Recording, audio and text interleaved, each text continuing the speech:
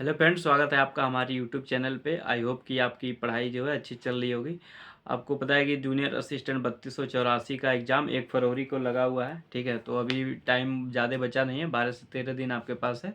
ठीक है, इसको अच्छे से आप लोग यूटिलाइज कर रहे होंगे। उसी में थोड़ा सा इजाफा करने के लिए आपके सामने एक वीडियो ला रहे हैं। ठीक है, इसमें हम लोग चर्चा करेंगे कि 70 प्लस मार्क्स लाने की स्ट्रेटजी हम लोग को क्या क्या रहेगी।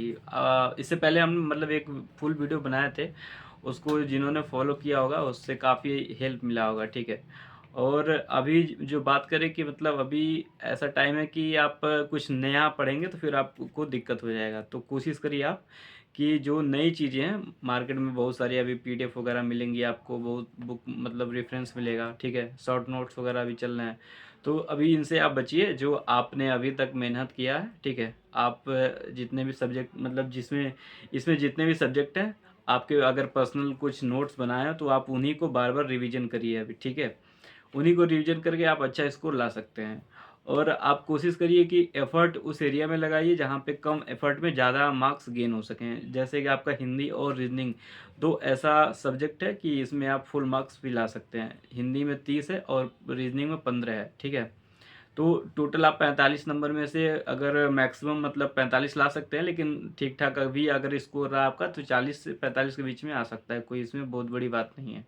ठीक है, तो आप इसको ज़्यादा से ज़्यादा रिवीजन करिए और कोशिश करिए कि इसके जो पीवाईक्यू हैं, अभी जो हाल फिलहाल में UP triple SC exam pattern पे हुआ था, एग्ज़ाम हुए हैं, 2-3 हुए हैं। ठीक है, जैसे जूनियर असिस्टेंट में ही दो हो गया आपका, जो पहले 1262 का आया था, फिर 5500 का, फिर एक जे 54 का हुआ है। ठीक है, 3 पेपर आपके सामने हैं, इसको आप सॉल्व करिए, उससे एक एग्ज़ाम पैटर्न का पता चलेगा।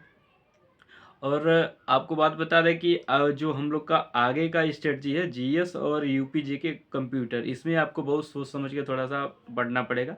कि अभी देखिए, अभी का जो पैटर्न है यूपी जीके का 20 क्वेश्चन का इसमें मार्क्स है। ठीक है, और अभी जो उसमें 5-6 क्वेश्चन तो ऐसे आ रहे हैं यूपी जीके की, आप मतलब बहुत डीप में पढ़े रहेंगे, हर जिले का एक मतलब प्रॉपर हर चीज़ जानेंगे तभी आपका हो पाएगा। अभी देखिए एएनएम का पेपर हुआ, उसमें 5 से 6 क्वेश्चन जिला दर्शन पे थे, वो भी काफ़ी डीप में क्वेश्चन थे। ठीक है, तो वो चीज़ें जो पढ़े होंगे वही सॉल्व कर पाएंगे, तो आप उसके पीछे ज़्यादा परेशान मत होइए। यूपी जी के आप परीक्षा वाणी से पढ़े होंगे आई होप।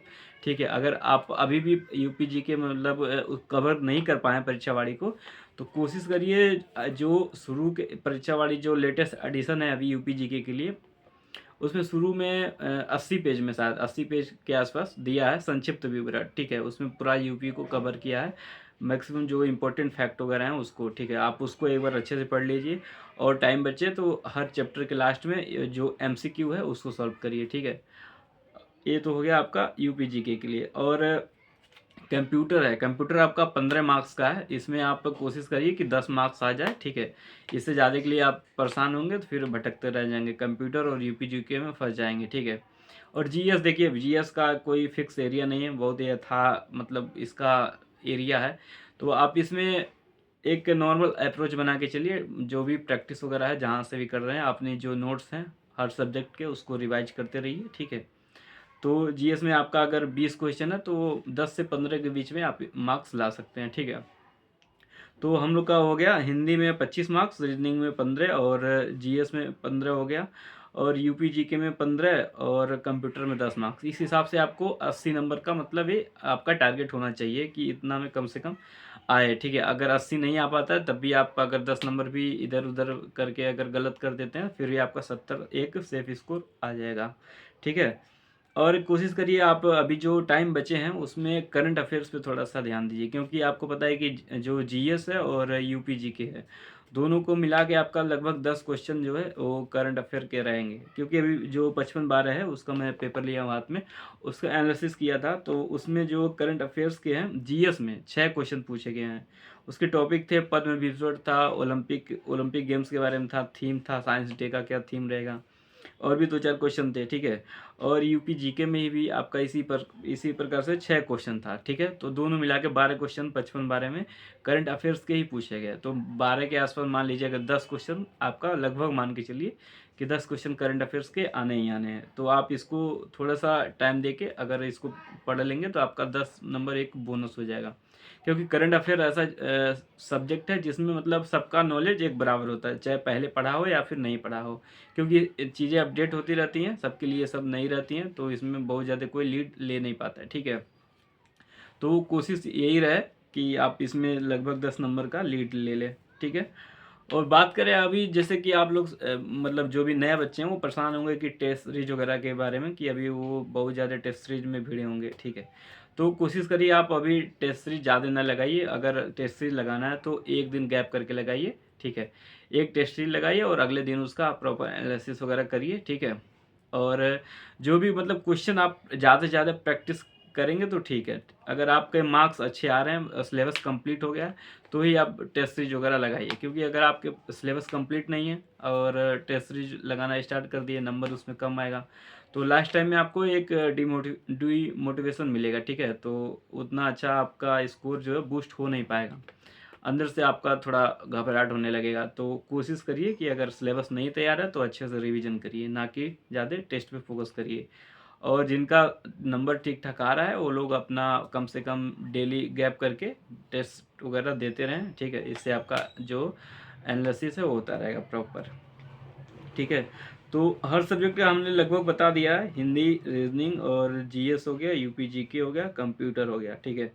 आप अगर इनमें अगर किसी सब्जेक्ट में मतलब आपको लगता है कम स्कोर आ रहा है, तो आप थोड़ा सा उसका जो एमसीक्यू पार्ट है उसको, यूथ की जो बुक है मेरे टेलीग्राम चैनल पे भी पड़ी हुई है, तो उसको आप जो चैप्टर वाइज है उसको देख सकते हैं, ठीक है। यूपी जीके हो या फिर कंप्यूटर हो या फिर जीएस के यूपी ट्रिपल एससी के जो पुराने क्वेश्चन हैं, क्योंकि जो अभी नई एजेंसी आई है वो जीएस पे ज़्यादा मतलब लेवल नहीं बढ़ाई है, ठीक है। जीएस अभी नॉर्मल आ रहा है, रीजनिंग और हिंदी तीनों सब्जेक्ट अभी नॉर्मल है, उसका जो मेन फोकस है कंप्यूटर और यूपी जीके का लेवल ही बहुत ज़्यादा वो बढ़ाया है, ठीक है। तो उसमें आपको बहुत ज़्यादा उलझना नहीं है, आप 15 नंबर यूपी जीके और 10 नंबर कंप्यूटर में कोशिश करिए इतना आ जाए कम से कम, ठीक है। इसमें आपका स्कोर जो है वो मैनेज होएगा, 70 से 80 के बीच में आपका लगभग आ जाना चाहिए, ठीक है। चलिए फिर ये सब बात हो गई जीएस की और हिंदी रीजनिंग, लगभग चीज़ें हो गई हैं, ठीक है। और करंट अफेयर्स के लिए अगर आपके पास कोई मटेरियल ना हो तो आप टेलीग्राम ग्रुप जो है मेरा वो ज्वाइन करिए, और वहाँ पे आपको बहुत सारे कंटेंट हैं।